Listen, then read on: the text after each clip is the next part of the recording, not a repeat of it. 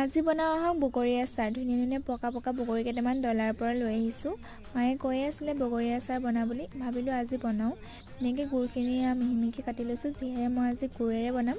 মানে অকণমান মিঠা অকণমান জ্বলা কৰিম। তেজপাত কেইটামান, গৰম মছলা আৰু শুকান জলকীয়া কেইটামান লৈছোঁ। বাকী একো মছলা মই নিদিওঁ। তাৰপিছত ইয়াত ধুনীয়াকৈ এইখিনি গৰম কৰি খুন্দনাত পিহি দি দিছোঁ তেলখিনি। আৰু তেলো মই বেছি লোৱা নাই দেখিছেনে, মানে কম খৰচত আৰু বনাইছোঁ। তাৰপিছত এয়া ধুনীয়াকৈ এইখিনি ভাজি লৈছোঁ। তাৰপিছত এয়া দি দিছোঁ বগৰীকেইটা। বগৰীকেইটাও ধুনীয়াকৈ তেলত ভাজি লৈছোঁ। বগৰীখিনি ধুনীয়াকৈ গৰম হোৱালৈকে ভাজি ল'লোঁ। তাৰপিছত এয়া গুড়খিনি দি দিছোঁ।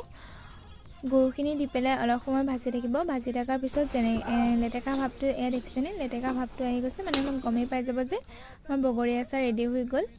আৰু এয়া কেনেকুৱা লাগিছে ক'বচোন। আৰু খায়ো বহুত টেষ্টি হৈছিলে।